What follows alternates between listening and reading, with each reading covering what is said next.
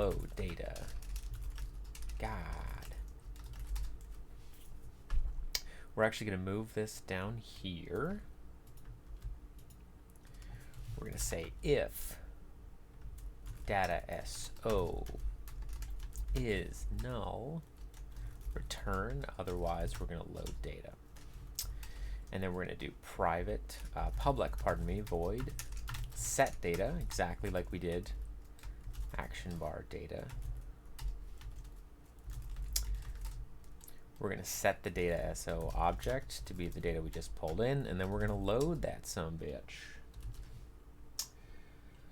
I believe there's rules on Twitch about swearing early in your streams. I don't know how early, and I don't know if sumbitch counts as swearing. So that's how that's going to work. We actually don't have any other data as far as I know. There isn't going to be like a name or anything on the bar, so we'll just leave that as is. And what this should do is just, anytime we call set data, it's going to load all of its buttons from the data object. So we come back here. This is our action button. That's not what we want. So we want to go, we want to go back to our action bar factory, and that worked just fine. So now what we want is our action bar wrapper, which I'm using very inconsistently. It should probably be called the action bar wrapper manager, but I didn't do that already. So same kind of thing. We're going to go private action bar list data.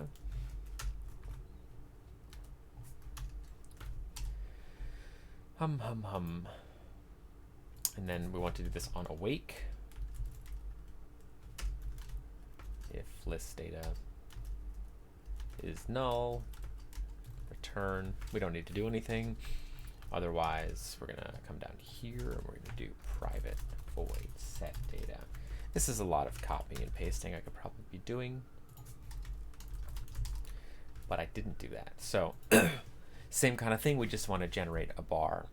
So we're going to go for each list, from list data, we're going to get the bars. No. Oh, it's over here. Bar list.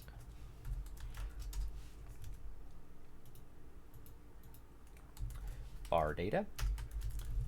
Ooh. Okay. And then we're going to go new bar is equal to action bar factory dot bar with data, bar data. And then I believe I have new bar transform parent is equal to transform. And then new bar I'm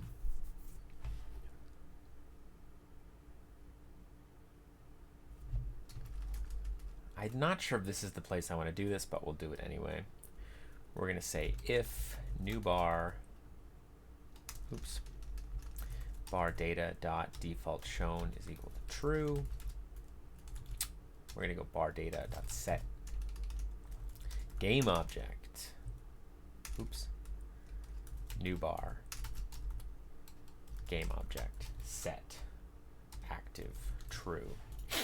Okay, so now this needs to be serializable. It is. So now we can drag a bar list into our bar wrapper.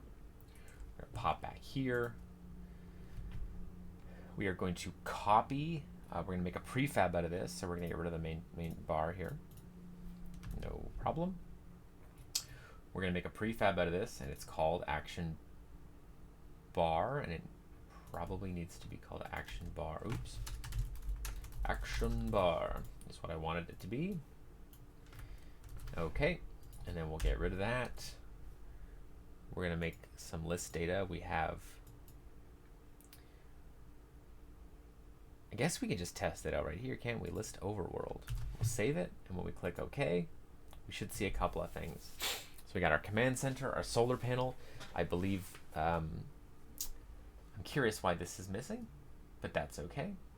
We can look into that later. It's just a test.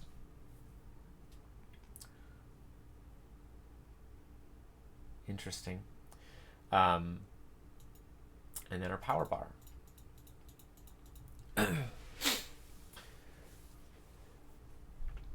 So it does show up. It looks just fine. And so now we need to handle actions. So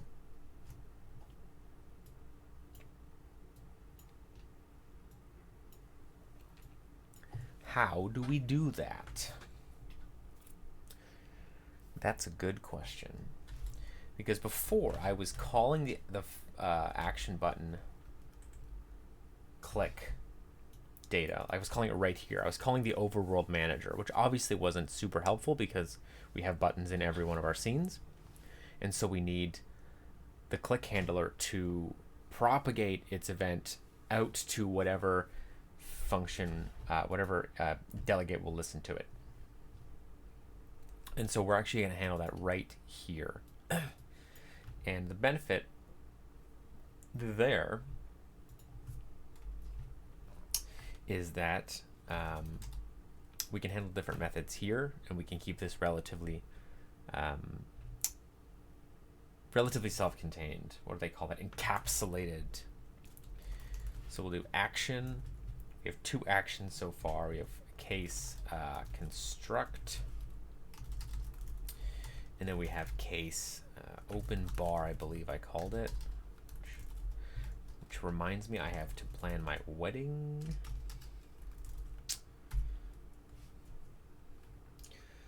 It's a shame nobody's here yet. That was a great wedding zinger. So we're going to move this up here.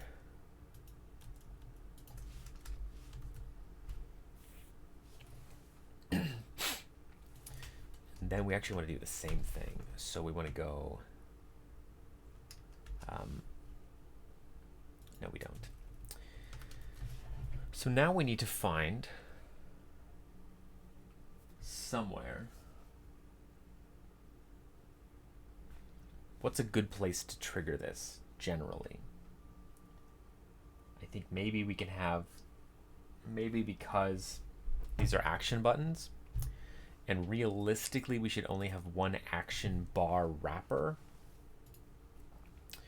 Perhaps the action bar wrapper is the place to put it.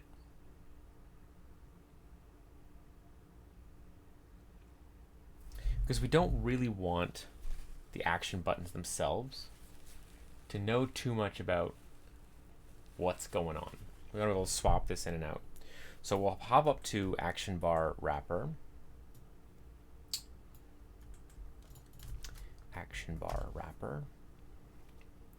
We will make this an instance variable, private.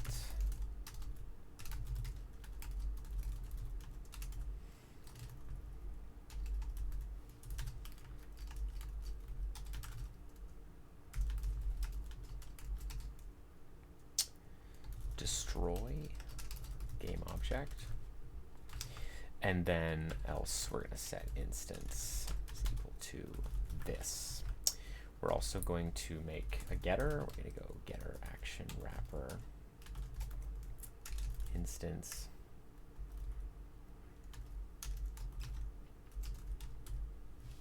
and that should work. Why? Oh. This also has to be static. Okay, why are you sad? Convert to auto property. You. Yeah, whatever. Okay, so we'll pop back to our action button, and we'll say if we want to construct, we're going to call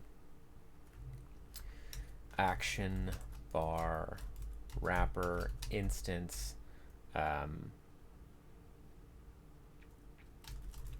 We'll say start building.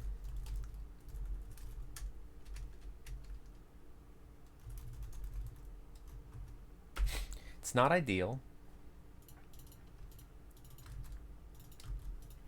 But it's certainly better to have something you know is going to be a singleton handling some of these things. We'll call it construct, just to keep our system kind of universal. We'll make a method down here called public void construct, and then this is going to be structure, structure SO. And then what we want to do is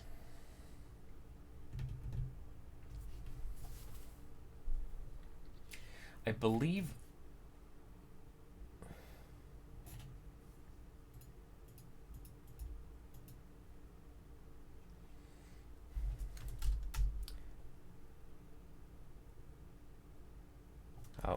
wrong.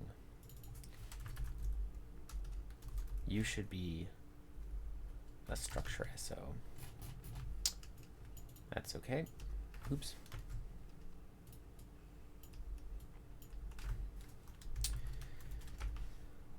We're a little inconsistent about how we do this, but that's okay.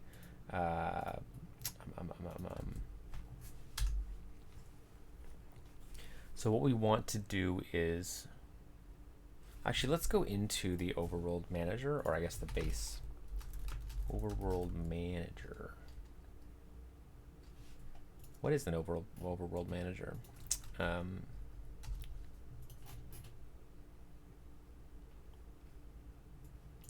Oh, I don't even have it anymore. That's funny. Oh, it was literally, it's an instance variable. So overworld manager, base scene manager. So what we want to do is we want to find any instance of base scene manager. So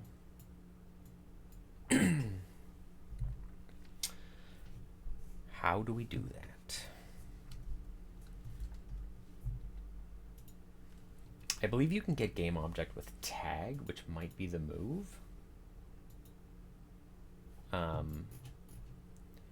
So what we're going to do is do iWorld Manager.